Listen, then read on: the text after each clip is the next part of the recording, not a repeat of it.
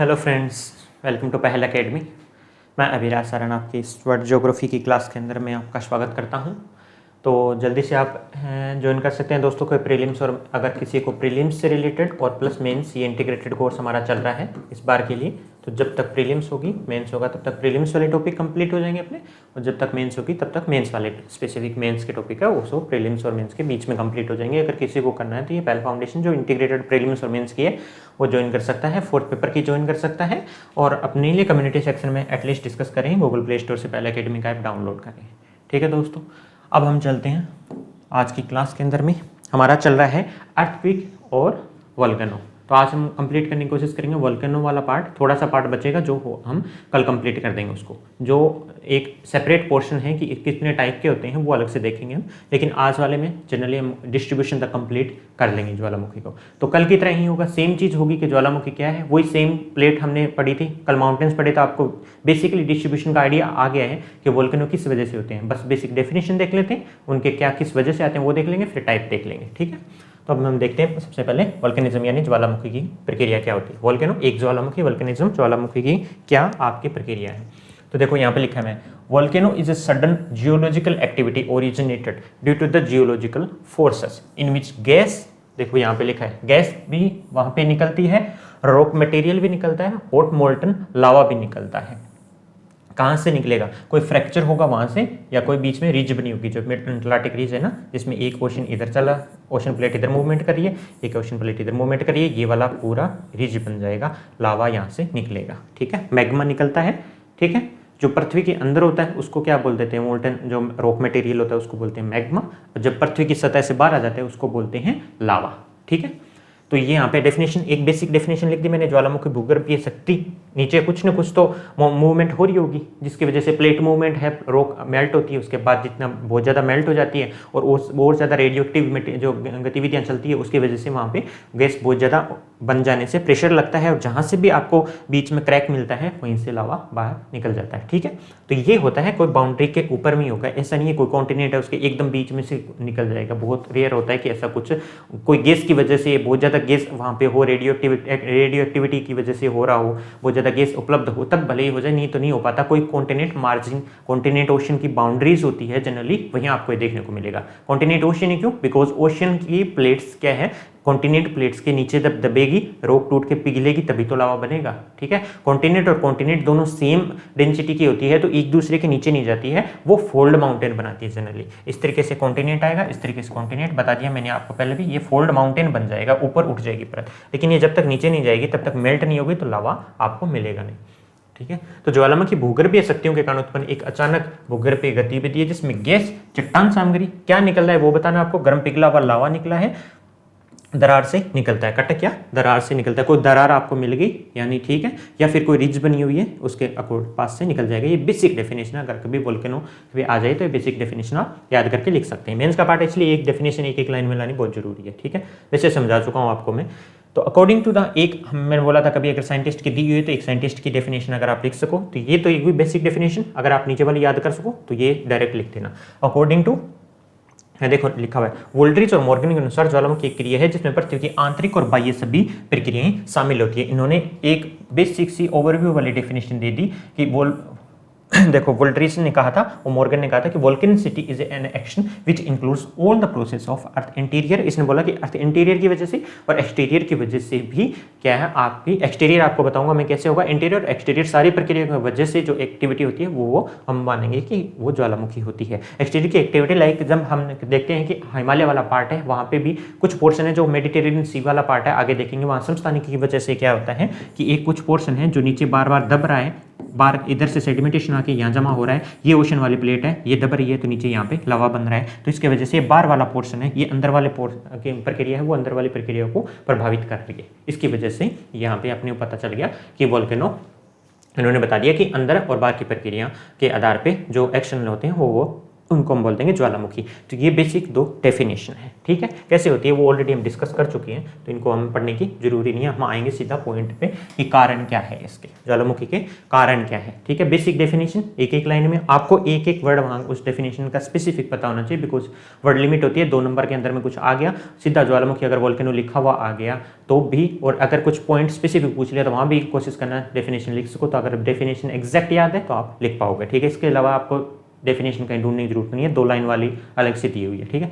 Causes of वोल्केनिसिटी क्या है, देखो यहाँ पे हमने कहा जो लगभग वही रहेंगे जो अर्थक्वेक वाले रहेंगे वही यहाँ पे रहेंगे, बिकॉज अर्थक्वेक के अंदर में कंपन तक रुक गए थे। अब हम देखेंगे वो रोक जाके नीचे मेल्ट हुई है तो उससे कहाँ पे आ सकते हैं अपने वोल्केनो, ठीक है। तो आइसोस्टेटिक डिसइक्विलिब्रियम हमने देखा था हिमालय वाले एरिया में, due to the isostatic disequilibrium structure changes occur in geological area which cause volcanic activity. समस्थैनिक असमानता है, समस्थैनिक असमानता के कारण भूगर्भीय क्षेत्रों में संरचनात्मक परिवर्तन होते हैं। कल देखा था हमने हिमालय क्षेत्र में कैसे संरचनात्मक परिवर्तन होते हैं। ओशन वाली प्लेट पे दाब लगेगा, वो और नीचे धसेगी, उससे लावा है वो एक तरीके से एक्यूमुलेट होगा हिमालय के नीचे और उससे हिमालय ऊपर उठेगा। लेकिन वो लावा तो बन नहीं रहा है ना, मैग्मा तो आप बन ही रहे हैं। अगर वहीं के कहीं पे अगर फ्रैक्चर हो, कोई एरिया वीक हो तो वहां से वो लावा निकल भी सकता है। तो इसलिए हम बोल देंगे आइसोस्टेटिक को भी इसमें हम शामिल करेंगे। जनरली इससे होता काफी कम है, लेकिन इसको एक कारण ये हो सकता है, ठीक है।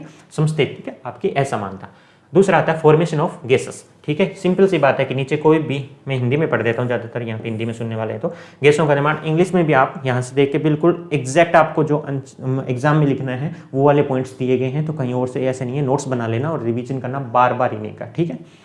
गैसों का निर्माण कैसे हो रहा है, दरार हो या फ्रैक्चर से हो, उससे पानी क्या करेगा आंतरिक भाग में चला जाता है, ठीक है। कोई भी दरार फ्रैक्चर आके तो ऐसे तो नीचे वाली चीज ही बाहर आएगी पहले, लेकिन बाहर से पानी भी तो उनमें धीरे धीरे बारिश होती है, या फिर कोई ओशन वाला एरिया वहां से पानी नीचे जाएगा तो उससे क्या हो गया, पानी भाप में परिवर्तित हो जाता है। तो ये एक तरीके से वहां पर इकट्ठी होती रहती है और बहुत ज्यादा जब प्रेशर बन जाता है भाप का, बिकॉज लावा तो इतना है कि वो कितना भी पानी सोख लेगा, तो उससे भाप का प्रेशर बन जाता है। एक ड्रम से वो एक प्रेरक शक्ति की तरह काम करता है और उससे वो चट्टानी टूट जाती है, ठीक है। और उसके साथ लावा भी बाहर आ जाता है। तो गैस का निर्माण याद कर लेना, पानी नीचे जाएगा फ्रैक्चर की वजह से, उससे गैस बनती रहेगी और किसी तरह विस्फोट होगा और लावा भी उसके साथ बाहर आ जाएगा, बहुत ज्यादा स्पेस मिल जाएगी, तो ठीक है।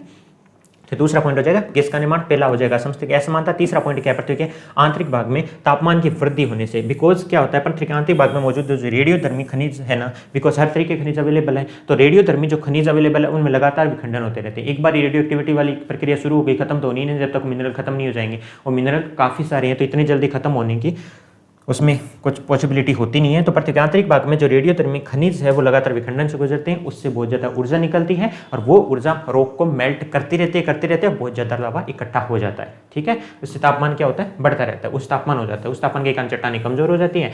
चट्टानी जैसे तापमान लगेगा, टेम्परेचर लगेगा, वो आयतन हर एक चीज का होता है कि जब टेम्परेचर लगता है वॉल्यूम बढ़ता है, वॉल्यूम बढ़ेगा, फ्रैक्चर होगा, उससे क्या करेगा जो मेल्ट वाली चट्टानी बाहर निकल जाएगी, ज्वालामुखी फट जाता है। तो ये तीसरा पॉइंट हो गया, पृथ्वी के आंतरिक भाग में तापमान की वृद्धि किसकी वजह से, ऐसे अपने आप थोड़ी हो जाएगा, रेडियोधर्मी खनिज है उनके विखंडन की वजह से लगातार जो हो रहे हैं उनकी वजह से आंतरिक तापमान आपका बढ़ जाता है। तो 3 चीजें, एक तो समस्थैतिक असमानता, दूसरा है गैसों का निर्माण, तीसरा है आपका पृथ्वी के आंतरिक भाग में तापमान में वृद्धि। सेम चीज यहाँ पे लिखी हुई है, increase in temperature in earth interior, simple सा formation of gases, isostatic disequilibrium. ये हो गया 3 पॉइंट, आगे कंप्लीट कर लेते हैं इसको।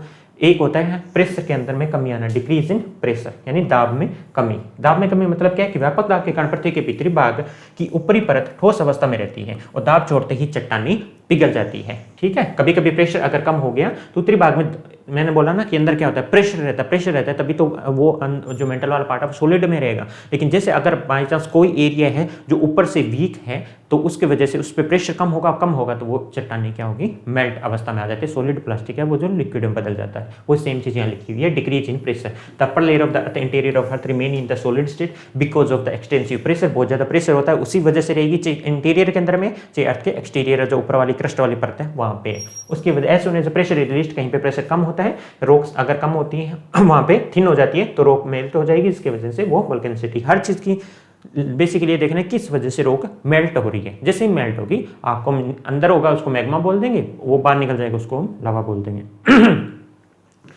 ये इंपॉर्टेंट पार्ट है, ये हम देख लिया प्लेट टेक्टोनिक, जो बेसिकली देख लेना आप 4 ये सुपरफिशियल से कारण लगेंगे आपको। बेसिक कारण जो आते हैं आपको पता लग गया, प्लेट टेक्टोनिक की वजह से प्लेट्स मूवमेंट करेगी, दो प्लेट टकराएगी, ओशन वाली प्लेट नीचे जाएगी, जो किनारे हैं हिंदी के अंदर में बोलते हैं, इंग्लिश में उसको मार्जिन्स बोलते हैं, वहां से वो ओशन कॉन्टिनेंट प्लेट के नीचे जाने से ओशन प्लेट मेल्ट हो जाएगी, एक और बहुत ज़्यादा जब मेल्ट हो जाती है, मेल्ट होती रहती है, बहुत ज़्यादा मेल्ट हो जाती है, तो बहुत ज़्यादा मैग्मा इकट्ठा होने से और गैस के इकट्ठा होने से, क्रैक्स में पानी जाता है, गैस इकट्ठा होने से एक साथ जब ये प्रक्रिया लगती है तो वहाँ पे ज़्यादा वोल्केनिक आपको माउंटेन देखने को मिलेंगे जो मार्जिन पे होंगे। हम डिस्ट्रीब्यूशन कल भी देखा था, आज भी देखेंगे तो पता लग गया कि मार्जिन के ऊपर में ही आपको बेसिकली वोल्केनो का डिस्ट्रीब्यूशन मिलेगा और याद करना भी आसान रहता है इससे। तो दूसरा ये हो गया 5वां पॉइंट प्लेट टेक्टोनिक का। एक बार पढ़ देता हूँ। प्लेट विवर्तनिक, पृथ्वी की पपड़ी, ऊपर वाली क्रस्ट भी बोल सकते हो, प्लेटों की गति से भी ज्वालामुखी का विस्फोट होता है। जब प्लेट टकरा रही होती है तो ज्वालामुखी की प्रक्रिया अधिक संभव होती है। तो ये मेन वैसे रीजन होता है। बेसिकली आप याद कर लेना, दाब में कमी,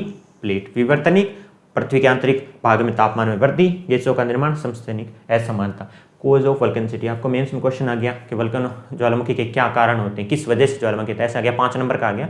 स्पेसिफिकली 5 पॉइंट लिखने हैं, इसके अंदर में क्या लिखना है वो भी आपको कीवर्ड्स याद होने चाहिए। तो इनको अच्छे से आप नोट्स बना लेना। उसके बाद में समझा हुआ है आपने, प्लेट टेक्टोनिक की वजह से होता है बेसिकली, लेकिन फिर भी समस्थैनिक असमानता किसको बोलते हैं आपको समझा हुआ तो याद रह जाएगा आपको। समस्थैनिक असमानता बोलते हैं गैसों का निर्माण होता है, पृथ्वी के आंतरिक भाग में वृद्धि हो सकती है, रेडियो एक्टिव जो मटेरियल है उनकी वजह से ताप में कमी हो सकती है, और प्लेट विवर्तनिक हो सकती है। ये तो आपके आगे कारण, ठीक है, कारण आगे। अब हम करते हैं चलो वोल्केनो को। अब कारण आगे, चलो ठीक है, किसी भी कारण से आपका वोल्केनिक इरप्शन हो रहा है, ज्वालामुखी आ रहे हैं, तो उनको उनको किस तरीके से क्लासिफाई कैसे करेंगे हम, कि इसको ये बोल दिया हमने कि सक्रिय ज्वालामुखी है, ये सुसुप्त ज्वालामुखी है, शांत ज्वालामुखी है, या केंद्रीय उद्गार वाला बोल देते हैं। जैसे कहीं भी ये वर्ड है ना, ऐसे नहीं लिखा जाता है, ये उद्गार लिखा जाता है। जब इसमें देखते हैं तो हिंदी के कुछ फॉन्ट चेंज हो जाते हैं, देख लेना, केंद्रीय उद्गार है, दरारी उद्गार है, ठीक है।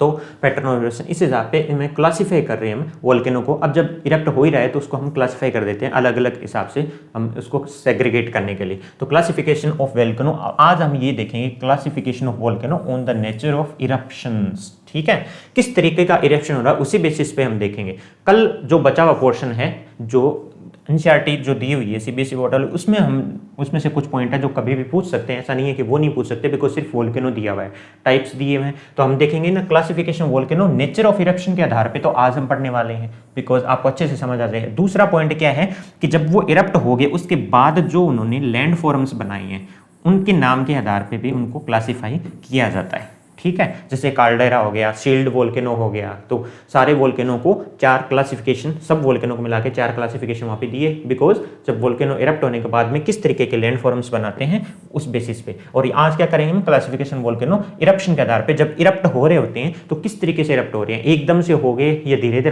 लावा निकल रहा है, या सिर्फ सेंट्रल पार्ट से लावा निकल रहा है, ये अलग अलग बहुत सारे फ्रैक्चर है उनमें से लावा निकल रहा है, उसके बेसिस पे, सिर्फ नेचर ऑफ इरप्शन के आधार पे। तो नेचर ऑफ इरप्शन के आधार पे जब हम करेंगे तो यहाँ बेसिकली मैंने बता दिया आपको 2 तरीके से करते हैं। एक तो फ्रीक्वेंसी ऑफ इरप्शंस, ठीक है, उद्गार की अवधि की कितने फ्रीक्वेंट है भाई, हर दिन उसमें से लावा निकल रहा है या फिर निकल गया, 100 साल तक नहीं निकला है, या फिर एक बार ही वो लावा निकला था, अब माउंटेन बन गया, उसको हम वोल्केनिक माउंटेन बोल देंगे, अब कोई लावा नहीं निकल रहा है 400-500 सालों से। तो फ्रीक्वेंसी ऑफ इरप्शन क्या है, उद्गार की अवधि क्या है, यहाँ पे इसके आधार पे कर लेंगे। तो हम 3 पार्ट में डिवाइड करते हैं इसको, ये देखो। पहला क्या है, एक्टिव, सक्रिय है, जिसमें लगातार इरप्शन हो, लगातार मतलब नहीं हर दिन लावा जरूरी नहीं होता, एक बार वोल्केनिक इरप्शन हो गया, लावा निकल गया, तो हो सकता है 5 साल बाद में भी, 2 साल बाद में वापस उसमें लावा निकल रहा है, ठीक है, लेकिन ज्यादा इसमें सालों का डिफरेंस नहीं होता, एक्टिव है वो, कभी भी इसमें से लावा निकल सकता है, ठीक है। दूसरा है डोरमेंट, सुषुप्त है, ठीक है, एक स्लाइड आएगी इनकी, हम अच्छे समझेंगे। दूसरा, तीसरा है एक्सटिंक्ट, जो अब निकलता है उसमें, उसके ऊपर तो जाकर रहना शुरू कर दो, से इतना श्योर हो गए हम कि इसमें से अब लावा नहीं निकलेगा, एक्सटिंक्ट है वो, शांत है, ठीक है। तो 3 चीज होगी, एक्टिव, डोरमेंट, एक्सटिंक्ट, सक्रिय, सुसुप्त एंड शांत। अब पैटर्न ऑफ इरप्शन, ये देखो, नेचर ऑफ इरप्शन ही देख रहे हैं अभी, नेचर ऑफ इरप्शन के आधार पे इनको क्लासिफाई कर रहे हैं, ठीक है। जब क्वेश्चन आए तो ये भी ध्यान रखा करो, को पूछा क्या है उन्होंने, नेचर ऑफ इरप्शन के आधार पर स्पेसिफिक पूछा है, तो उसमें ये लिखना है। आपको सिर्फ ये बोल दिया उद्गार के स्वरूप बताओ, पैटर्न ऑफ इरप्शन बताओ, तो आपको ये बताना है कि सेंट्रल है और फिशर इरप्शन है। 2 नंबर में आपको ये पूछा है पैटर्न ऑफ इरप्शन, आप बोलोगे सर हमें तो वोल्केनो के पूरे टाइप्स पूछ लिए, 2 नंबर में कैसे लिख देंगे, क्या पूछा है उस पर स्पेसिफिक फोकस करना, बिकॉज जब ये छोटे छोटे पॉइंट्स दिए जाते हैं कि आपको स्पेसिफिक दिए वोल्केनो और अर्थक्वेक 2 ही दिए, हो सकता है आगे हटा भी दें इनको, अब नया सिलेबस आए कहीं हटा भी देंगे, तो जो भी जुड़ेगा उसको भी ऐसे ही करेंगे प्रिपेयर। लेकिन मुद्दा ये है कि जब आपको ये पूछा जाता है, ये छोटे पॉइंट्स होते हैं, उनमें स्पेसिफिक उनको डिवीजन कर लिया करो, हर पॉइंट्स का टाइप्स है तो वो भी कितने टाइप्स है, हर एक कितने कितने टाइप्स मिल रहे हैं आपको, ठीक है। तो फ्रीक्वेंसी इरप्शन उद्गार की अवधि के आधार पे एक्टिव, डोरमेंट, एक्सटिंक्ट हो गया। पैटर्न ऑफ इरप्शन उद्गार के स्वरूप के आधार पे, स्वरूप कैसे होता है, लाइक ये आपका वोल्केनो एक निकल गया, यहाँ से एक सेंट्रल पार्ट है। एक तो होता है कि सिर्फ एक सेंट्रल बिंदु होता है, वहाँ से आपका लावा निकल के ऐसे फैल रहा है। एक होता है कि यहाँ भी फ्रैक्चर है, इसमें यहाँ भी फ्रैक्चर है, यहाँ सेंटर में फ्रैक्चर है, यहाँ भी फ्रैक्चर है, यहाँ भी फ्रैक्चर है, तो अलग अलग फ्रैक्चर है, वहाँ से भी निकल रहा है। तो देखो सेंट्रल इरप्शन, केंद्रीय उद्गार, यानी सिर्फ एक वेंट है जहाँ से आपका पूरा लावा निकल रहा है, बिकॉज ये पूरा सॉलिड रॉक्स है जिसमें और कहीं क्रैक नहीं है। ठीक है, ये सिर्फ रॉक्स की देखते हैं कि रॉक में क्रैक्स कितने हैं, उसके आधार पे कितनी इंटेंसिटी से लावा निकल रहा है। तो सेंट्रल हो गया एक तो इरप्शन, एक हो गया फिशर इरप्शन, यानी कि रॉक में कोई ऐसा नहीं है, हर जगह पे थोड़े थोड़े क्रैक्स है, रो कितने थोड़े थोड़े क्रैक्स है, तो क्या यहाँ से भी लावा निकल के फैल रहा है, यहाँ से लावा निकल के फैल रहा है, वेंट से भी निकल रहा है, सेंट्रल यहाँ से भी लावा निकल रहा है, यहाँ से है, तो इसको बोल देंगे दरारी उद्गार बोल देंगे। मतलब हर जगह दरार है इसके अंदर में, नाम से हिंदी में तो नाम से पता लग रहा है। केंद्रीय उद्गार मतलब एक पॉइंट से निकल रहा है, उसकी वजह से पैटर्न ऑफ इरप्शन, उद्गार के स्वरूप हमने दो तरीके से कर लिए, सेंट्रल इरप्शन, फिशर इरप्शन। अब एक एक करके इनको थोड़ा देख लेते हैं, इनके एक एक एग्जाम्पल देख लेते हैं। वैसे तो नाम से समझ आएगा, लेकिन एग्जाम्पल देख लेते हैं, कितना टाइम लिमिट हम मानते हैं फ्रीक्वेंसी ऑफ इरप्शन का, फिर हम देखेंगे कि पैटर्न ऑफ इरप्शन सेंट्रल केंद्रीय उद्गार वाले कितने पार्ट में डिवाइड किए गए हैं, और फिशर इरप्शन वाला किस किस को बोलते हैं। कुछ एक होंगे, इनमें जो नाम है उनको जरूर याद कर लेना, बिकॉज एग्जांपल लिखे बिना आपका आंसर वह जो कंप्लीट नहीं होगा कभी भी। ठीक है, एक्टिव वोल्केनो, ये देखो, और वोल्केनो वैसे प्रीलिम्स में भले ही ना हो, लेकिन माउंटेन्स, लैंड फॉर माउंटेन्स तो दिए ना, तो जो वोल्केनिक अभी नाम आएंगे ना, वोल्केनो के नाम आएंगे, तो वो वोल्केनिक एक तरीके से माउंटेन्स ही है। वोल्केनो माउंटेन बनाता है, बहुत ज्यादा जब इकट्ठा हो जाता है माउंटेन्स बन जाता है। जब आपका लावा निकलेगा, वो सोलिडिफाई होगा, तो वो माउंटेन ही बनता है। वो किसी भी तरीके का माउंटेन बने, उसको वोल्केनिक माउंटेन ही बनेंगे। तो यहाँ पे जितने नाम आए वो भले ही प्रीलिम्स में न हो, जैसे स्ट्रोम्बोली, एटना स्ट्रोम्बोली यहाँ पे लिख दिया, तो एटना स्ट्रोम्बोली आपका माउंटेन ही है। जब माउंटेन वाला पार्ट करेंगे तो वहाँ पे इनको करना पड़ेगा, तो अभी इनको ध्यान से देखना है, ऐसा ना हो कि प्रीलिम्स का पार्ट तो है नहीं। और वैसे मेंस में भी अगर आपका आ गया एक्टिव वोल्केनो किसे कहते हैं, तो दो एग्जांपल आपको लिखने पड़ेंगे, तो एक्टिव के याद होने चाहिए ना। तो देखो एक्टिव वोल्केनो क्या है, in this type of volcano eruption occur frequently. मैं कह रहा था ना, लगा होते रहते हैं जनरली, एक साल में, 2 साल में हो गया, 10 साल में भी हो सकता है, लेकिन होंगे यहाँ पे इरप्शन हो रहे हैं अभी, एक्टिव है ये। ठीक है, तो एटना और Stromboli of Italy are the example of active volcano. Italy के अंदर में एटना भी है, स्ट्रोम्बोली भी है। ठीक है, सक्रिय ज्वालामुखी इसको बोलते हैं एटना, और इटली के एटना और स्ट्रोम्बोली इसके उदाहरण है, याद कर लो। एटना, एटना जो बोलते हैं, हम बोलते हैं माउंट, बोल दो एटना जी, एटना अगर वोल्केनिक माउंटेन बोल दो, स्ट्रोम्बोलियन बोल दो, तो कहाँ पे है, इटली के अंदर में है, यहाँ पे दिया हुआ है। ठीक है, ये हो गया। डोरमेंट वोल्केनो, यही है डोरमेंट वोल्केनो, किसको कहते हैं, सुप्त जो है, शांत एकदम, एक तो होता है शांत, ठीक है, यहाँ पे प्रसुप्त ज्वालामुखी, डोरमेंट वोल्केनो। इसमें क्या अंतर है, in this type of volcano this volcanic eruption occur after dormant period, यानी कुछ एक टाइम तक नहीं हो पाते हैं, कुछ टाइम तक मतलब होंगे, शांत तो बिल्कुल हो ही नहीं रहे, अभी खत्म हो गया उसका, एक बार हुआ था इरप्शन, अब कभी नहीं हो रहा, या 1-2 बार हुआ था उन 10-15 सालों में, उसके बाद कंप्लीट हो गया, 200-500 साल निकल चुके हैं।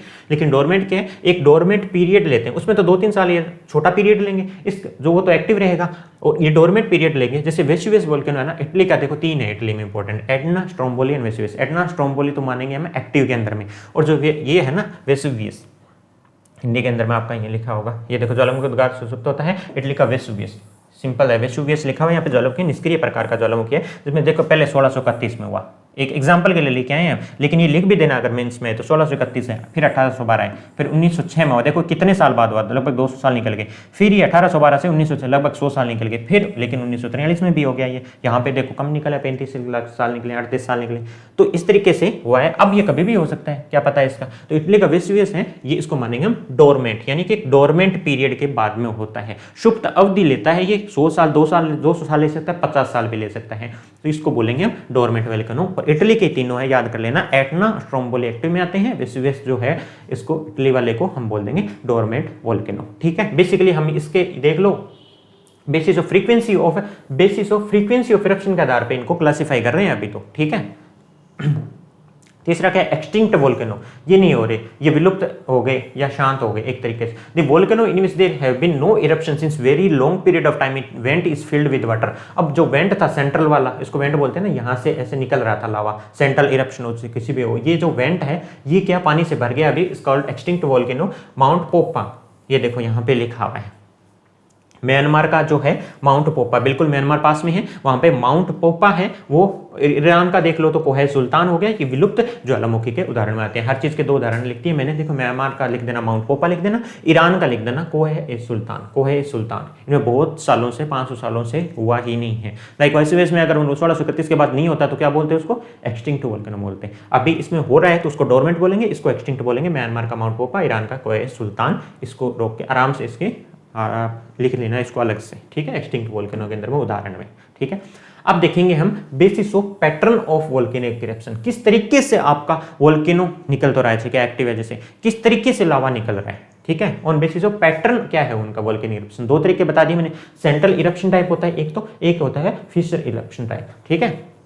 केंद्रीय विस्फोट प्रकार ज्वालामुखी विस्फोट, जिसमें विस्फोट एक नली मार्ग और एक मुख के माध्यम से होता है, इसे केंद्रीय विस्फोट ज्वालामुखी कहा जाता है। यानी सिर्फ एक वेंटिंग पॉइंट होगा इसका पूरा, जैसे ये पठार है उसमें से अगर वोल्केनो अगर निकल भी रहा है तो इसका एक सेंट्रल यहाँ भी हो सकता है इसका यहाँ भी हो, लेकिन सेंट्रल एक ही पॉइंट होगा, सेंट्रल पॉइंट एक इवेंट होता है लगभग, ठीक है, तो उसको बोल देते हैं हम सेंट्रल इरप्शन, यानी सेंट्रल पॉइंट से इरप्शन हो रहा है। दूसरा आ जाएगा दरारी उद्गार वाले ज्वालामुखी, ठीक है, इनको करना है दरारी उद्गार वाले ज्वालामुखी। इस प्रकार के ज्वालामुखी में दरारों में धीरे धीरे लावा निकलता है, लावा ज्यादातर पतला होता है, जिसके फलस्वरूप लावा पठार का निर्माण होता है। ये देखो कोलंबियन पठार का बनना, अपने दक्कन का पठार बनना, दक्कन पठार साउथ में है ना, दक्कन का पठार है पूरा, वहां पे ब्लैक सोइल मिलती है वहां पे, तो वो मिलना इसके जो दरारी उद्गार वाले ज्वालामुखी है जो वोल्केनो विद फिशर इरप्शन की वजह से होता है। अब ये क्यों होता है, ये पतला होता है लावा। अब इस तरीके से है, यहां भी फ्रैक्चर है आपका, यहां भी फ्रैक्चर है, तो लावा जो पतला होता है ऐसे ऐसे यहाँ पे सरफेस के ऊपर में ऐसे जमा होता रहता है, आगे फैलता रहता है, जमा होता रहता है, बहुत टाइम तक ऐसे ही चलता रहता है।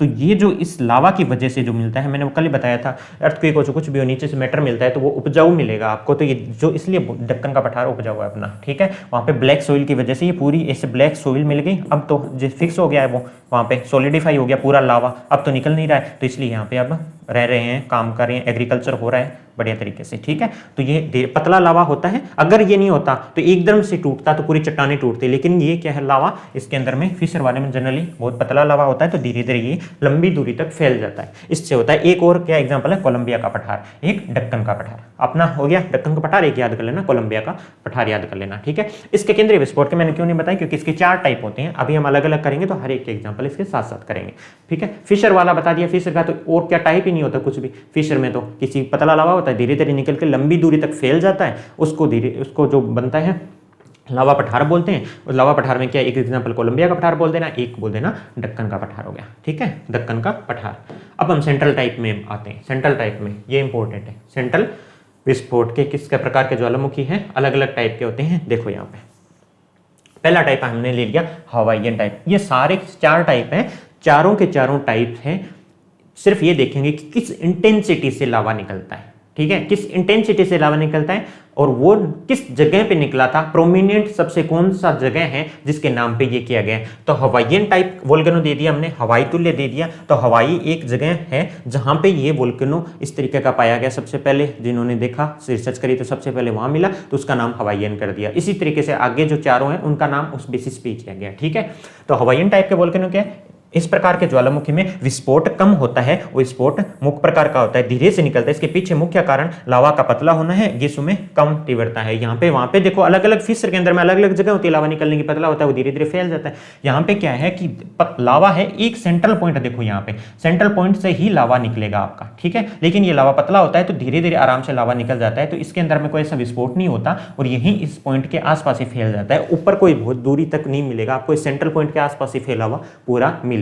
ये हवाई में मिला था तो सबसे पहले हवाईयन टाइप के बोल देते हैं इस प्रकार के।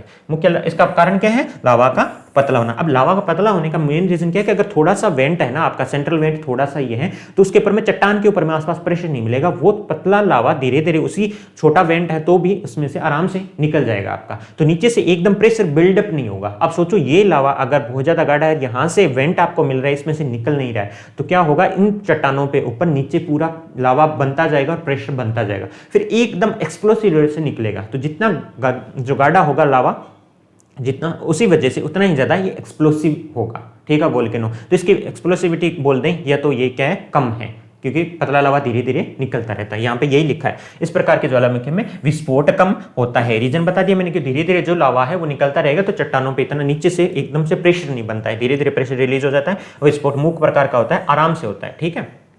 मेन रीजन क्या है, थिकनेस होता है, बहुत कम थिक होता है, lesser intensity of gas, because gas भी वहां पे इकट्ठी नहीं होती, धीरे धीरे निकलती रहती है। The example of this type of volcano are more in Hawaiian island, Hawaii island है वहां पे मिलते हैं इस प्रकार के, therefore this type of volcano को हम हवाईयन टाइप के वोल्केनो बोल दिए, इस प्रकार के ज्वालामुखी को हवाईयन प्रकार के ज्वालामुखी का नाम दिया गया है। तो सिंपल, अब जो चारों है ना उनके एक क्रोनोलॉजी के हिसाब से बना लीजिए आप कि पहले वाले में लावा पतला होता है बिल्कुल, तो आराम से निकल जाता है। गैस का प्रेशर भी नहीं रहता, इस वजह से ये हवाई में मिला था, हवाईयन टाइप बोल देंगे, ये विस्फोटक कम होता है। ये हो गया पहला। दूसरा आपका क्या रहेगा, दूसरे के अंदर में जैसे जैसे जाएंगे हम बोलते जाएंगे कि लावा और ज़्यादा गाढ़ा हो जाता है, पतला नहीं रहता है, उसकी वजह से प्रेशर बनता है, तो एकदम से लावा बाहर निकलता है, तो वो विस्फोटक होता है बहुत ज़्यादा। ठीक है, चलो देखते हैं दूसरा कैसे।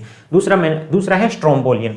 अब वापस आ गए, इसलिए बोल रहा हूँ ताकि ये रट जाए आपका। एटना स्ट्रोम्बोली, स्ट्रोम्बोली कहाँ है, स्ट्रोम्बोली इटली के अंदर में। तो स्ट्रोम्बोलियन टाइप का the lava in this type of volcano is much thicker होता है, थिक होता है लावा। ठीक है, and erupt with greater intensity. जब लावा यहाँ पे देखो ये सेम ही है तो वही रॉक्स उस टाइप के, लेकिन यहाँ पे वेंट वही सेम टाइप का होगा, लेकिन लावा थिक होता है तो वो पूरा निकल नहीं पाता है, तो यहाँ पे पूरा इकट्ठा होता रहता है। जब बहुत ज्यादा लावा का प्रेशर हो जाता है तो एकदम बार वाली चट्टान को तोड़ के एक्सप्लोसिव रूप से निकलता है। तो ये वाला देखो, ये वाला ध्यान रखना, ये देखो गैस है और लावा है, ये दूर तक छिटक के जाता है और ये गैस दूर तक ट्रेवल करती है। तो ये वाला ऊपर वाला गुब्बारे वाला पार्ट धीरे धीरे चारों में बढ़ता चला जाएगा और ज्यादा ऊंची तक जाएगा। ठीक है, तो इसको बोल देते हैं हम स्ट्रोम्बोलियन टाइप का वोल्केनो है। ठीक है, अधिक मोटा होता है, इसमें अधिक तीव्रता से फूटता है, कभी कभी विस्फोटक होता है, इसलिए इस प्रकार के विस्फोट वाले ज्वालामुखी, इस प्रकार के ज्वालामुखी विस्फोट को स्ट्रोम्बोलियन प्रकार के ज्वालामुखी कहा जाता है। बेसिक से लास्ट में तो लाइन हर एक में लिखनी है क्योंकि स्ट्रोम्बोलियन में मिला था। ठीक है, समझ में आ गया आपको। लावा के थिकनेस के ऊपर में डिपेंड करेगा। देखो यहाँ पे मच थिकर लावा होता है, इसलिए ज्यादा इंटेंसिटी से फूटेगा। तीसरा इससे भी ज्यादा होता है, ये देखो, ये दूसरा, ये देखो दूसरे में इतना ही दूर तक गया, तीसरे के अंदर में ये यहां तक ही जाता है दूसरे में, लेकिन तीसरे के अंदर में ये देखो और दूर तक ही गैस गई है। जितने भी ये देखो मटेरियल छिटक रहे हैं ना, आपको दिख रहा होगा, ये मटेरियल दूर तक छिटक के जाएंगे। ठीक है, तो इसके आसपास इवेंट के नहीं रहेंगे, दूर तक फैलता जाएगा लावा, बिकॉज ये दूर तक यहाँ पे एकदम विस्फोटक निकला है। क्यों? Eruption of this volcano with huge explosion. अब और क्या बोलेंगे इसको, और ज्यादा बताना है तो ह्यूज एक्सप्लोसिव वो बोलेंगे, बिल्कुल एक्सप्लोसिव नहीं है, मुक एक्सप्लोजन आपका यहाँ पे एक्सप्लोसिव है, ह्यूज एक्सप्लोसिव बोल देंगे, बहुत विस्फोट बहुत तीव्रता का होता है, ये लिख देंगे, बड़े विस्फोट के साथ होता है। ठीक है, after the explosion gas ashes, gas with dust निकलती है और emitted out in the form of huge black cloud बना देती है। देखो मुख्य रूप से फूल गोभी के आकार जैसा दिखता है, ये देखो। अब यहाँ पे अगर आपको बेसिक तो बेसिक नहीं है प्रीलिम्स का, लेकिन बाई चांस जोड़ दे तो ये देखो फूल गोभी के आकार का निकल जाएगा, बिकॉज ऊपर जाके एक क्लाउड का रूप ले लेता है, इतना ज्यादा होता है। ठीक है, क्लाउड काफी ऊपर होते हैं, लेकिन इतनी दूर तक ऐश और डस्ट पहुंच जाती है, वो फिर अलग अलग एरिया में भी यहाँ पे फैल जाती है, दूर दूर एरिया तक फैल जाती है। This type of volcano are named after volcano. देखो यहाँ पे आप बोलोगे इसका नाम क्या है, वोल्केनिक टाइप ऑफ वोल्केनो। आप बोलोगे वोल्केनो तुल्य ज्वालामुखी, तो वोल्केनो तो ज्वालामुखी को बोलते हैं, लेकिन वोल्केनो तुल्य ज्वालामुखी हिंदी के अंदर में देखो, यहाँ देखो वोल्केनो टाइप में क्यों बोला गया है, बिकॉज वोल्केनो एक जगह है after in the name of volcano which is located in Lipari island group. Lipari island group में सबसे पहले मिला था, उसका नाम दिया गया वोल्केनो ही बोला गया उसको, इसलिए इसको बोल देते हैं वोल्केनिक टाइप ऑफ वोल्केनो। ठीक है, वोल्केनो तुल्य ज्वालामुखी यानी लेपारी, ये लिखनी इंपॉर्टेंट है, लेपारी आइलैंड ग्रुप्स में मिला था जो वोल्केनो इस तरीके का मिला था, सबसे पहले उसको नाम वोल्केनो ही दिया गया था, इसलिए वोल्केनिक टाइप ऑफ वोल्केनो बोलते हैं। ठीक है, एक्सप्लोसिविटी देखो बढ़ती जा रही है, बिकॉज लावा की सघनता जो है वो थिकनेस से बढ़ती जा रही है, तो एकदम एक्सप्लोसिविटी हो जाएगी। कुछ ये चट्टानों पे डिपेंड करता है कि ऊपर की अगर हार्ड रॉक से एकदम से नहीं टूट रही है, तो नीचे लावा है वो इकट्ठा होता रहता है और ऊपर से चट्टान जो होती है अगर सॉफ्ट नहीं है, हार्ड है ज्यादा, तो एकदम से टूटेगी, तो बहुत ज्यादा लावा एक साथ निकलेगा, तो दूर तक चिटक के जाता है, तो ये फूल गोभी जैसा आकार इसका बन जाता है, इसको वोल्केनिक टाइप ऑफ वोल्केनो बोलते हैं। ठीक है, और केंद्रीय में चौथा सबसे ज्यादा रहेगा, ये देखो इसके डिस्टेंस देखो आप, सेम फूल गोभी है लेकिन फूल गोभी बहुत ऊपर जाके बनी है, ये देखो हो गया।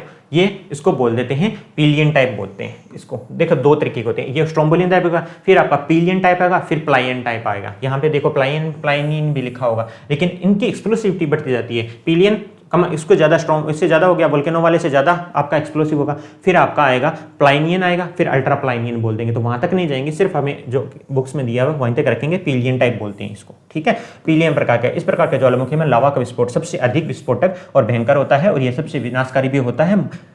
ये देखो मार्टिनिक द्वीप समूह में वहां पे पिल्ली नामक विस्फोटक ज्वालामुखी स्थित है और इसी प्रकार के विस्फोटक वाले ज्वालामुखी का नाम इसी ज्वालामुखी के नाम पे रखा गया है। सिंपल एक्सप्लोसिविटी बतानी है कि कितना ज्यादा एक्सप्लोसिव है। थोड़ा ये डायग्राम आपको बनाना पड़ेगा कि जब बनाओ तब इस तरीके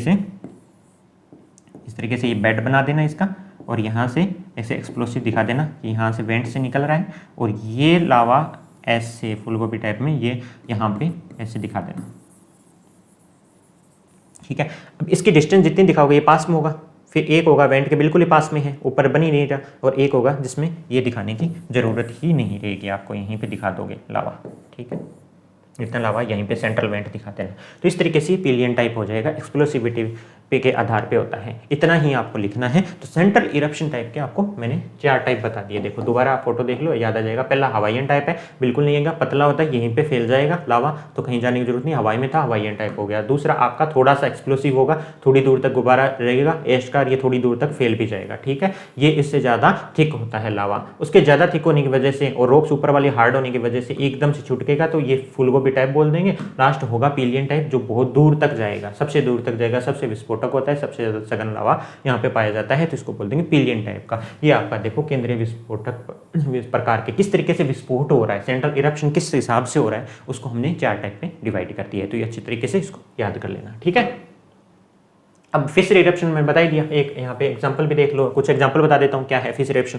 वैसे तो बता ही दिया, कोलंबियन वाला हो गया, ये तो डक्कन प्लेटू में हो गया, कोलंबिया वाला प्लेटू हो गया। सिंपल ये इस प्रकार का ज्वालामुखी में दरारों में चुपचाप लावा फूटता है, लावा ज्यादातर पतला होता है, इसके परिणाम स्वरूप लावा पठार का निर्माण होता है। कोलंबियन पठार का ये लिख देना, कोलंबियन का, और डक्कन का पठार दरारों से, ज्वालामुखी उद्गारों से बना हुआ है, ठीक है। वोल्केनो विद फिशर इरप्शन 2 किए थे हमने, ठीक है। Central eruption, fissure eruption, central के 4 पॉइंट थे, और फिशर का सिंपल कुछ नहीं बताना आपको, दरार के आधार पे बनता है, इसके कोई ऐसी फीक नहीं है, सब में लावा पतला होगा इसलिए फिशर में से निकलेगा वो, ठीक है। इस तरीके से देखो यहाँ से भी निकल रहा है लावा, यहाँ से भी सेंट्रल से भी निकल रहा है, इस वाले टाइप से भी निकल रहा है, इस टाइप निकल रहा है, यहाँ पे आके से आपका जमा होता जा रहा है, ठीक है। तो धीरे धीरे आगे फैलता जाएगा, उससे एक डक्कन का पठार बन गया, जैसे कोलंबिया का पठार बन गया, बहुत सारे पठार आपके बन जाएंगे, प्लेटू बन जाएंगे। देखो हमारे पास माउंटेन के बाद है ना प्लेटू, तो कुछ पॉइंट है प्लेटू जो वोल्केनो से भी मिलते हैं, कुछ माउंटेन्स हैं जो वोल्केनो से भी मिलते हैं, बनते हैं, कुछ प्लेटू बनते हैं। माउंटेन्स के इरोजन की वजह से बाद में जब रग्ड हो जाते हैं, उसके ऊपर वाला हिस्सा इरोड हो जाता है, तो उसको हम बोल देंगे, वो भी प्लेटू में चेंज हो सकते हैं। तो मैंने बताया था ना कि लैंड फॉर्म इनकी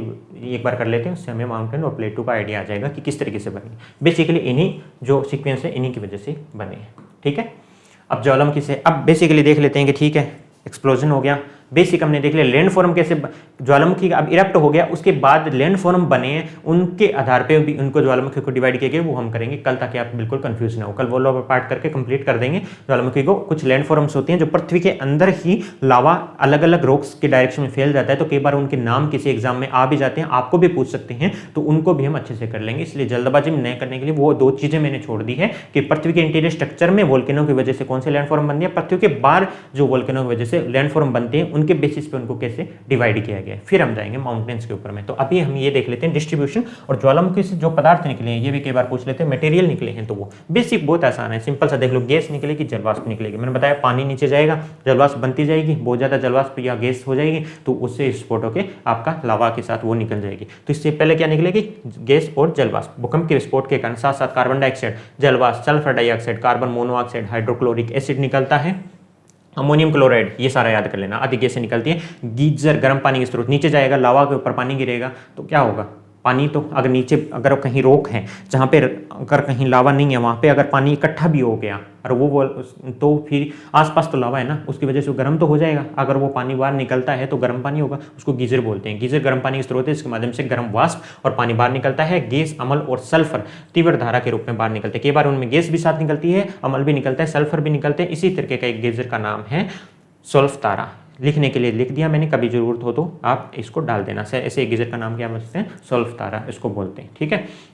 बाकी ये जरूरी नहीं है, अगर करने भी आए तो सिंपल ये गीजर तक लिख के आप छोड़ देना। दूसरा, ठोस पदार्थ भी निकलता है। क्या निकलेगा, ज्वालामुखी विस्फोट से धूल के कण निकलते हैं, राख निकलती है, विशाल शिलाखंड पूरा रोक का रोक ही बाहर आ जाएगा, तो वो ठोस पदार्थ में आ जाएगा। रॉक्स भी तो डिसइंटीग्रेट होकर छोटे छोटे टुकड़े तो बाहर आएंगे, वो लिख देना। इसमें राख निकलती है, वो लिख देना, ठीक है। द्रव पदार्थ, ये याद करवाने वाली कोई चीज़ है ही नहीं इसमें। द्रव पदार्थ पृथ्वी की सतह के नीचे की तरल चट्टानें जो मैग्मा कहलाती है, जब ये पृथ्वी की सतह के बाहर निकल जाती है तो वही लावा बन जाता है। तो गंगाधरी शक्तिमान वाली बात होगी कि नीचे अगर पृथ्वी के चट्टान के नीचे, उसी को मैग्मा बोल देंगे, और जब बाहर आ जाएगा तो वो शक्तिमान बन जाएगा जी, लावा बन जाएगा, वो सेम चीज़ है, ठीक है।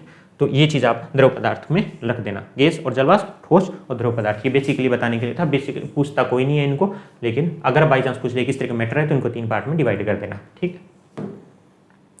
अब विश्व वितरण, अब देखो पहली बात तो विश्व वितरण वैसे कराना नहीं चाहिए, सेम चीज़ है, ठीक है। अब इनको पढ़ लेंगे, लेकिन इसके बाद वाला पोर्शन है वहाँ पे चलते हैं जहाँ पे मैंने ये कल करवाया था। पहले इसको देख लेते हैं। देखो विश्व वितरण सेम है, कल वाली है, यहाँ पे आपको एक बताया था, वो सेम रीजन है, कुछ भी नहीं है। पैसिफिक का कॉन्टिनेंट की जो मार्जिन है यहाँ पे मिलेंगे आपको, ठीक है।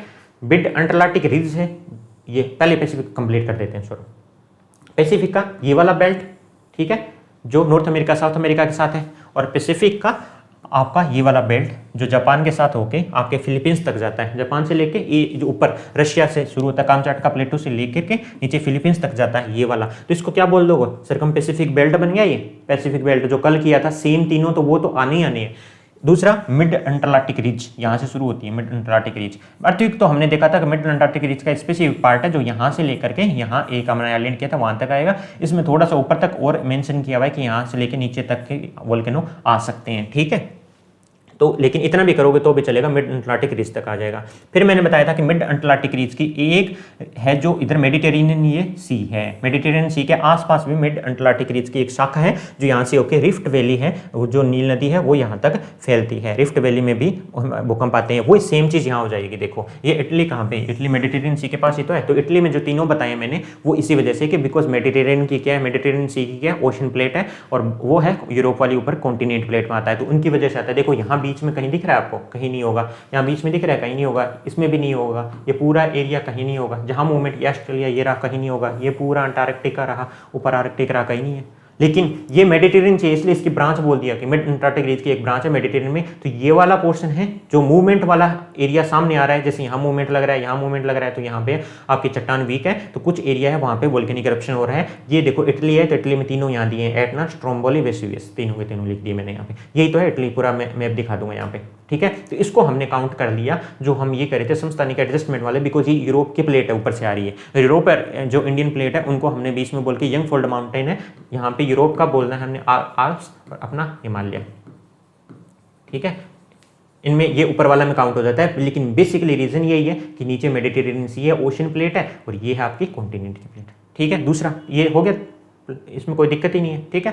तो आपको इसी बेसिस पे करना है, जैसे अर्थक्वेक हुआ उसी तरीके से इसको है। कुछ छोटे पोर्शन जो बच जाते हैं अपने, देखो ये ये रिफ्ट वैली है, रिफ्ट वैली तक आते आते यहाँ भी कुछ पोर्शन है, यहाँ पे 2 या 3 वोल्केनो मिलते हैं, उनका नाम भी अपने को करना है। तो ये वोल्केनो ही नहीं करना, वोल्केनो डिस्ट्रीब्यूशन के साथ में ये माउंटेन्स भी है, तो वो भी कवर हो जाएंगे अपने, ठीक है।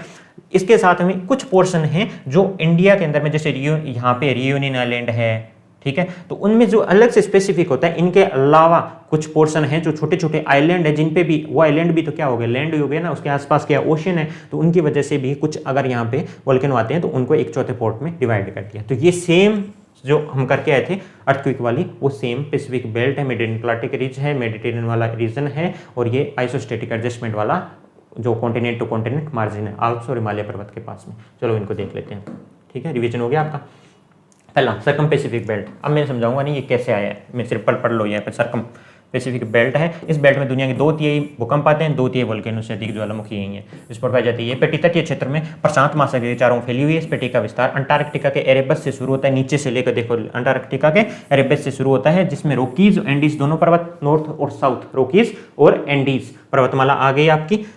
इसमें अलास्का के से दक्षिण पूर्वी तटीय क्षेत्रों की ओर मुड़ता है। अलास्का जहाँ पे बाउंड जो आपका यूएस से और रशिया के बीच वाली बाउंड्री है, वहाँ अलास्का से देखो गोल है ना पृथ्वी, वहाँ से लेकर के नीचे जापान में फिलीपींस तक आता है, मुड़ता है और महाद्वीपीय प्लेट के साथ विलीन हो जाता है। नीचे जब तक जापान वाली प्लेट में विलीन हो जाएगा वहाँ तक आएंगे। इस बेल्ट में जापान का फुजियामा भी शामिल है, फिलीपींस के माउंट ताल है, यूएसए के माउंट शास्ता और माउंट रेनियर। माउंट रेनियर सबसे बड़ी चोटी है, वहाँ पे माउंटेन्स है। माउंटेन्स करेंगे तब भी इनका नाम याद करना पड़ेगा आपको, अभी कर लो चाहे। तो यूएसए के क्या माउंट शास्ता है और माउंट रेनियर है। तो रेनियर क्या सबसे बड़ी चोटी है, माउंट शास्ता है, उसके बाद में यूएसए की। फिलीपींस की कोई बोल दे तो अगर माउंट ताल आपको पूछ ले तो आपको बताना है कि फिलीपींस के अंदर में वोल्केनिक माउंटेन है। बेसिक एक लाइन तो आप याद कर ही लो ये, बाकी इनकी कुछ कुछ अगर स्पेसिफिक होती विशेषता होगी तो हम आगे माउंटेन में स्पेसिफिक लाइन वाइज कर लेंगे, लेकिन याद यहीं से कर लो। फिलीपींस के माउंट ताल हो गया, जापान का फुजियामा भी हो गया आपका, ठीक है। रोकीज एंडीज पर्वत आपको पता है नॉर्थ साउथ अमेरिका के हैं, अंटार्कटिका में एरेबस से शुरू होता है। तो ये लिखने का तरीका होता है। बाकी बेसिकली मैंने बता दिया कि एक्सप्लेन कर दिया कि किस वजह से होता है। सर्कम पैसिफिक में मूवमेंट क्या होती है वो नहीं लिखना, अपने को सिर्फ ज्वालामुखी विश्व वितरण पूछा है तो आपको याद रखने के लिए सर्कम पैसिफिक में कैसे करना है। नॉर्थ अमेरिका साउथ अमेरिका होता है, अंटार्कटिका एरेबस से शुरू हुआ, नॉर्थ साउथ के रोकीज एंडीज पर्वतमाला होगी, उसके बाद में अलास्का आएगा, वहां से लेके नीचे जापान वाली जो बेल्ट है यानी कि महाद्वीपीय जो बेल्ट है उसके साथ तक खत्म होगा, और वहां पे कहां तक जाएगा, जापान, और बाद में क्या आता है फिलीपींस आता है। तो ये देख लेना, जापान का फुजियामा आ जाएगा, फिलीपींस के माउंट ताल आ जाएंगे, यूएसए में माउंट शास्ता माउंट रेनियर भी है क्योंकि बिकॉज वो अलास्का के बिल्कुल पास में है। जब इनकी लोकेशन देखेंगे तब आपको पता लग जाएगा, ठीक है। तो सर्कम पैसिफिक बेल्ट है, 2 दिए जाते हैं। पहला लिख देना आपको सर्कम पैसिफिक बेल्ट। दूसरा क्या है, दूसरा आपका मिड कॉन्टिनेंटल बेल्ट, ये मिड कॉन्टिनेंटल बेल्ट जिसकी मैं बात कर रहा था, इसके मिड अंटार्कटिक रीज जाएगा एक, तो एक मिड कॉन्टिनेंटल बेल्ट यानी कि जो यूरोपियन प्लेट, इंडियन प्लेट। अब वहां पे भूकंप तो बहुत आ रहे थे, हिमालय एरिया लिख दिया। आप बोलोगे कि कॉन्टिनेंट तो कैसे आए वहां पे, वोल्केनो कैसे आ सकते हैं, मिड कॉन्टिनेंट वाले के अंदर में नहीं आने चाहिए, लेकिन मिड कॉन्टिनेंट में अभी समझाया आपको मैं, मिड कॉन्टिनेंट में इस वजह से आ रहे हैं बिकॉज ये मेडिटेरेनियन सी है, ये भाई साहब इटली है बिल्कुल मेडिटेरेनियन के बीच में, ये बिल्कुल अंदर तक जाके छेड़छाड़ी करके आ रहा है ओशन के साथ में, तो इसकी वजह से यहाँ पे और यहाँ पे ये देखो ओशन कॉन्टिनेंट प्लेट बन गई ना ये। लेकिन इसको काउंट किस में करेंगे, मिड कॉन्टिनेंटल बेल्ट में करेंगे, बिकॉज ऊपर वाला बेल्ट ये प्लेट है, ये है यूरेशियन प्लेट, ठीक है, और ये इधर जाएगी इंडियन प्लेट्स है। तो ये देख लो, दिस बेल्ट इज एक्सटेंडेड है इन आल्प्स, ऊपर जाएंगे तो यूरोप में बन जाएगा आल्प्स आपका, याद कर लो पूरा, और इधर हिमालय में आएंगे तो हिमालयन वाला पूरा माउंटेन बन जाएगा। Mediterranean volcanic eruptions come under this belt, बता दिया पूरा मेडिटेरेनियन एरिया के हमने इसमें मिड कॉन्टिनेंटल वाले बेल्ट में शामिल कर दिए, ठीक है। माउंट फर्नोन, माउंट एल्ब्रस जो रशिया का है, ऊपर वाला पार्ट है ना रशिया का भी तो लगता है इसमें मेडिटेरेनियन के साथ में, तो माउंट एल्ब्रस हो जाएगा वहां पे। एक माउंट एटना इटली का बता दिया मैंने, माउंट वेसुवियस इटली का है, कितने टाइम से कर रहे हैं, स्ट्रोम्बोली मैंने बता दिया आपको, ठीक है। ये सारे 5 माउंटेन दे दिए मैंने, यहाँ पे नाम दे रखे हैं इनके, कि माउंट वर्नोन है एक, तो ठीक है, ये देखो माउंट वर्नोन आ गया आपका, माउंट एल्ब्रुस जो रशिया के अंदर में है, माउंट एटना, वेसुवियस और स्ट्रोम्बोली, ये तीनों हैं इटली के अंदर में, इस पॉइंट पे पाए जाते हैं, ठीक है। ये आ गया mid continental belt, extended Alps तक एक्सटेंडेड है, हिमालय तक एक्सटेंडेड है। मेडिटेरेनियन की वजह से, मेडिटेरेनियन सी की वजह से यहाँ पे वोल्केनो आते हैं, और इन वोल्केनो के नाम लिख देना मिड कॉन्टिनेंटल बेल्ट में जब आप वितरण बताओ तो। मिड कॉन्टिनेंटल ये याद कर लेना, मध्य महाद्वीपीय पट्टी है, ठीक है। अब तीसरा आता है मिड अंटार्कटिक रीज, ये तो आना ही आना है, फिर ओशन टू ओशन एक दूसरे की तरफ जा रही है, मैंने बताया था, ये बीच में है, एक प्लेट इधर मूव कर रही है, बहुत बार बता दिए, तो उस तरफ मूव कर रही है, बीच में फ्रैक्चर आएगा, नीचे से लावा है वो बाहर निकल जाएगा, और बहुत ये दूरी तक की है मिड अंटार्कटिक रीज, यहाँ से शुरू होकर बहुत दूर तक है ये।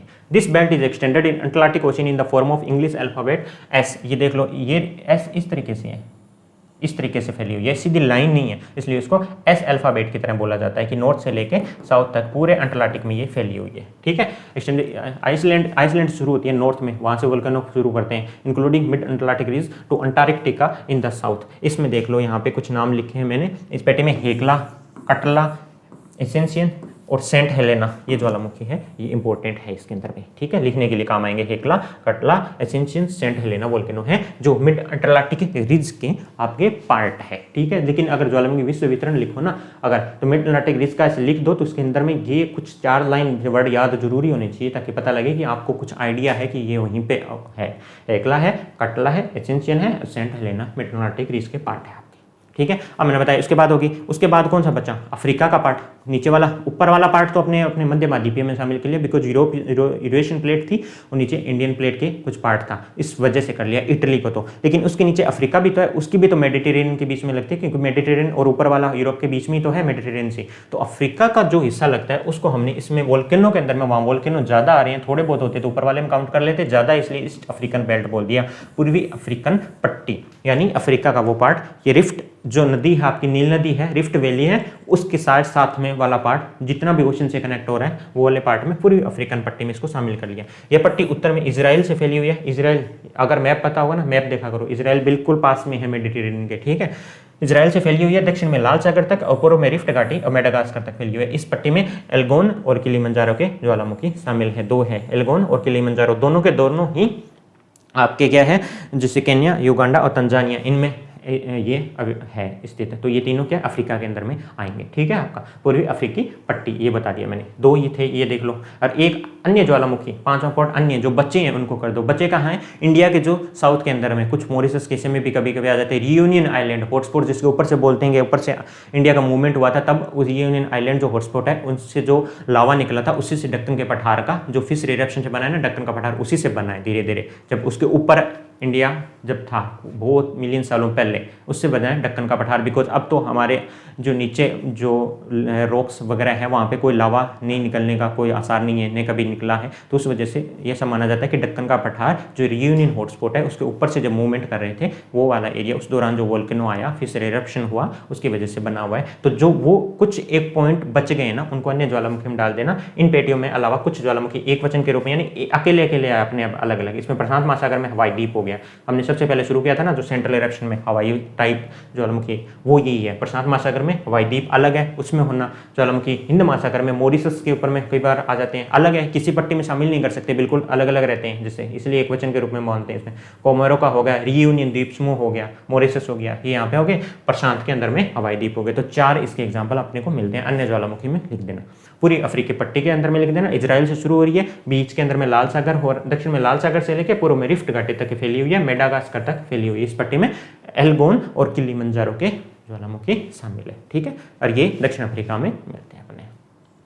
तो ये अपना कंप्लीट होता है विश्व वितरण, यहाँ पे कंप्लीट हो जाता है। देखो यहाँ तक आया हुआ है, यही है, ये है ना जो एल्गोन किलिमंजारो, यहीं पे इसको हटा के दोबारा दिखाऊं क्या, यही है। ये देखो ये हो गया आपका रेड सी, लाल सागर, ये आपका यहाँ से यहाँ आ गया इजराइल, इजराइल से शुरू हो रहा है, लाल सागर तक जा रहा है, और इधर आपका ये ओशन आ गया, ठीक है। तो ये वाला पोर्शन है ना, ये ओशन और कॉन्टिनेंट में अनस्टेबल वाला रीजन मानते हैं, तो यहाँ पे कई बार ज्वालामुखी आते रहते हैं, तो इनको बोलते हैं किलिमंजारो, एल्गोन, ठीक है। इस तरीके से नाम याद करने हैं हमें। कुछ यहाँ पे रियूनियन आइलैंड भी हो जाएगा, कुछ अकेले अकेले आइलैंड थे उनको अन्य में हमने डाल दिया। तो 5 तरीके से इसका हमने, 3 तो वही है सेम, मिड कॉन्टिनेंट ये पैसिफिक हो गया, मिड अटलांटिक हो गया, और मध्य महाद्वीपीय पट्टी, 3 तो जो इसमें आपके अर्थक्वेक भी आते हैं, वोल्केनो भी आते हैं, सेम चीज़ है। वहाँ पे अलग इनके हर एक के नाम याद कर लेना। इटली वाला मध्य महाद्वीप में डाल देना, मिड कॉन्टिनेंट के अंदर में डाल देना, उनका आपका पैसिफिक में तो जापान के, फिलीपींस के, इनके सबके, जो यूएसए के हैं या रोकीज एरेंडीज वाले हैं, वो वाले सारे इसमें शामिल हम कर लेंगे, ठीक है। तो इस तरीके से वोल्केनो हमारा कंप्लीट होता है। बेसिकली मैंने आइडिया आ गया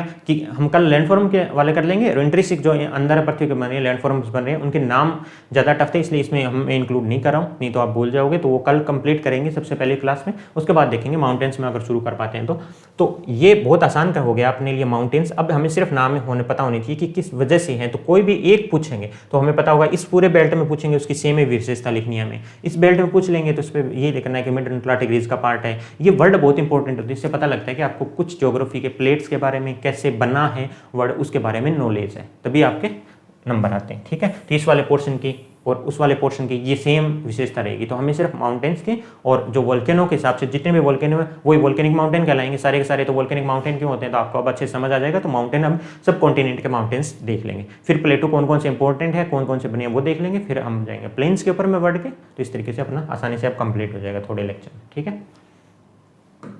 तो आज के लिए इतना ही, थैंक यू। आज हमने वोल्केनो कंप्लीट कर दिया है, थोड़ा सा पोर्शन लैंडफॉर्म वाला वो कल कर लेंगे। और जुड़े रहिए पहल अकेडमी के साथ में, यूट्यूब पे भी जुड़े रहिए और ऐप डाउनलोड कीजिए, वहाँ पे बहुत सारे कोर्सेज हैं जो चल रहे हैं जिसमें आपके लिए उपयुक्त RS टेस्ट सीरीज हो, मेंस की टेस्ट सीरीज हो, जो भी टेस्ट सीरीज अवेलेबल है वो आपके लिए उपयुक्त है, वो आप कर सकते हैं, ठीक है।